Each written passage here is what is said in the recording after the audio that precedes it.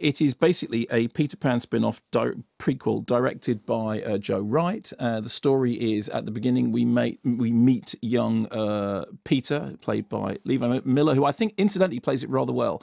He's in an orphanage. He is having a fairly miserable time, having been left there by his mother. And at the very, very beginning of the film, when he's still a baby, suddenly along come pirate ships, incidentally in the middle of a dogfight, a sort of a Spitfire dogfight. Pirate ship flies along, hoiks all the boys out of their beds and takes them away after battling with the Spitfires, which I know is a point that sort of troubled you slightly. Well, I saw it on the anniversary of the Battle of Britain. I wondered if that was really the best thing. Yeah. Anyway, so it heads off to Neverland, where the boys are set to working in the mines, attempting to dig up fairy dust that will give Blackbeard, played by Hugh Jackson, magic powers, we think, although it's never quite sure exactly what he wants. So he meets up with Garrett Hedlund, who is, well, basically, who is Indiana Jones. Here's a clip. Hey, Flyboy. Yeah. Put your ear to that wall over there.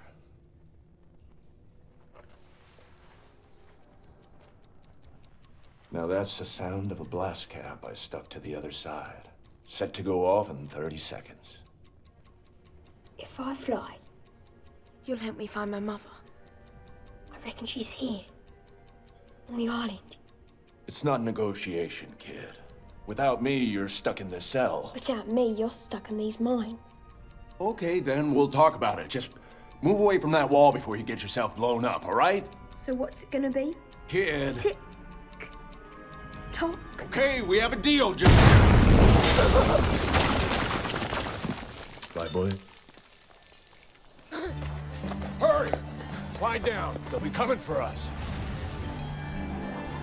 If I'm gonna trust you, I need to know your name. It's Hook. The name's James Hook. Happy? No! So that's Garrett Hedlund being, I have to say, awful. Yeah. I mean, right from that scene, that's the first time that we meet him. I thought, oh dear, I hope he gets better. But I don't think he did really. No. So the problems with the film are manifold, and sort of let's try and do it in some kind of order. Firstly, so it's a prequel in which they then arrive in Neverland, and then we have to. There's this sort of sense that the characters are not as you know them. So he's James Hook. Okay, so he is going to turn out sometime in the distance to be Hook, to be Captain Hook. But this is rather like Prometheus, and they're not on LV 426 yet. They apparently appear to be 3 movies away from that.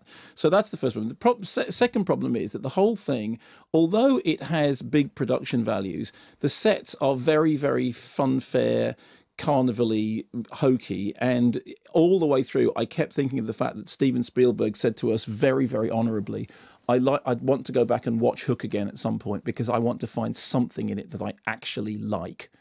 And when Spielberg has fallen flat on his face doing a movie like Hook, which was really doing all this sort of stuff before, and it tanked because it's a bad film, this felt very much like making all those same mistakes again. That you can create a great big set now, of course, spectacularly enhanced by Digi and all the rest of it. But the fact of the matter is, it's still, it's still a hokey. The script by Jason Fox is just not a very good script, and it did feel terribly fairgroundy. Then you have the music. On the one hand, the main theme sounds like it's what's the hymn? It'll come to me in a minute. Anyway, so you have the songs when they're on the pirate ship in which they're. I don't know, was it Lord of All Hopefulness? Da, da, da, da, da, da. Right, once you've heard that, big hit. Yeah, but it's a big hit that appears to be the main theme for this film. And then you get the stuff when they're on the pirate ship. And wouldn't it be great if all the kids were all singing pirate songs like singing Smells Like Teen Spirit and Blitzkrieg Bop? To which the answer is not really, because I quite liked it when you were doing it at Happy Feet, but that was okay. But here it just feels, again, a little bit skateboardy. It feels a little bit like, remember the whole thing in Hook when the point at which you knew that Hook was going down the pan was a kid turned up on a skateboard. You thought, okay, that's how you've decided to update the story. Then you have the blandness of the characters. I mean, particularly the Garrett Hedlund character, it sounds on the one hand like he's doing a sort of naff Flash Gordon, I know I'm doing this as a wooden actor thing, but it is actually just a bland character.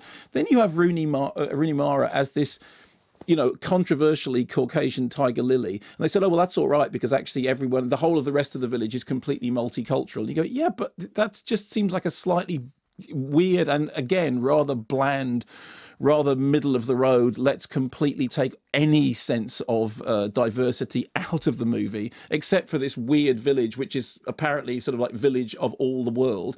Then you have the action sequences, which are all ropey wire work with people jumping in a way that if it was a decent kung fu movie or a decent martial arts movie, you wouldn't. You just say no, there's got no physicality to it at all. You know, it just looks like people hanging on bits of string.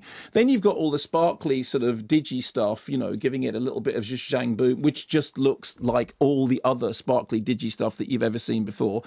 Jack Charles does bring an element of gravitas to it, but in amidst the rest of the kind of funfair carnival, there's 3 moments in which people go woo, and you can hear the sound of the woo echoing around the empty chamber. And why do they go woo? Because they're having a woo time.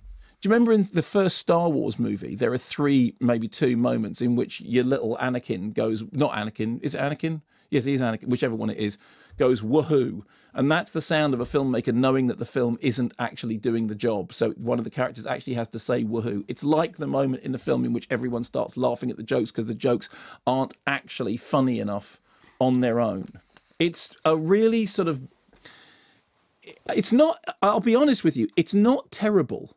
It's not terribly good, though. And when you consider that it's Pan...